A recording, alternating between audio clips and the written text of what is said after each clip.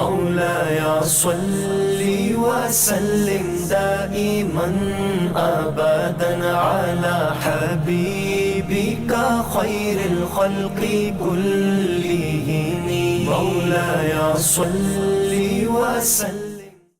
کیا نماز تراویح پڑھانے کے لیے بالغ ہونے کے ساتھ ساتھ داڑھی ہونا بھی ضروری ہے؟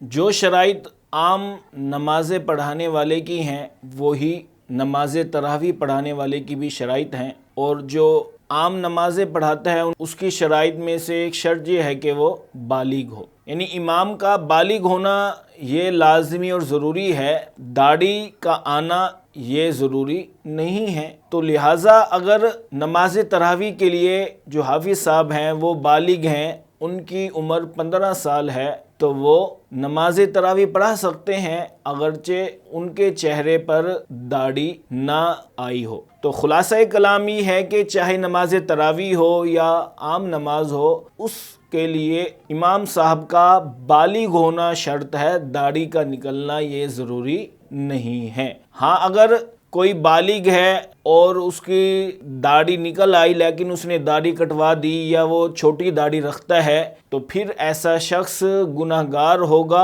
اور وہ امامت بھی نہیں کروا سکتا۔ واللہ اعلم بالصواب۔ کیا صورتوں سے تراویح پڑھا سکتے ہیں؟ ایک بھائی نے سوال کیا کہ کیا صورتوں سے تراویح پڑھا سکتے ہیں یا نہیں، تو اس کے بارے میں شرعی حکم یہ ہے کہ تراویح ایک تو خود سنت مؤکدہ ہے، ہر شخص پر پڑھنا اس کا ضروری ہے، اگر کوئی بلا وجہ اس کو چھوڑ دیتا ہے تو وہ گناہ گار ہوگا۔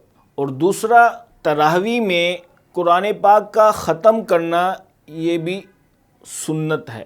اگر کسی مجبوری کی وجہ سے قرآن پاک کا ختم نہیں ہو سکتا تو پھر ایسی صورت میں صورتوں کے ساتھ بھی تراویح پڑھی جا سکتی ہے۔ کیا چشمہ لگا کر نماز پڑھنا جائز ہے؟ ایک بھائی نے سوال کیا کہ کیا چشمہ لگا کر نماز پڑھنا جائز ہے؟ فی نفسی ہی تو چشمہ لگا کر نماز پڑھنا جائز ہے، لیکن اس میں یہ لازمی اور ضروری ہے کہ جب انسان سجدے میں جائے تو سجدے میں جو ناک کی ہڈی ہے وہ زمین پر صحیح طرح سے لگے اور زمین کی سختی محسوس ہو۔ اگر کسی نے چشمہ لگایا اور نماز پڑھی اور سجدے میں جاتے وقت ناک کی ہڈی زمین پر نہیں لگی تو پھر ایسی صورت میں اس کی نماز مکروہ تحریمی واجب الاعادہ ہوگی۔ لیکن بہتر یہی ہے کہ انسان جب نماز پڑھنے لگے تو اپنا چشمہ اتار لے، اور میرا ذاتی تجربہ بھی یہ ہے کہ چشمے کے ساتھ جب نماز پڑھتے ہیں تو جو سجدے میں ہڈی ہوتی ہے وہ صحیح طریقے سے زمین پر نہیں لگتی، تو اس لیے بہتر یہ ہے کہ نماز پڑھتے وقت انسان اپنا چشمہ اتار لے۔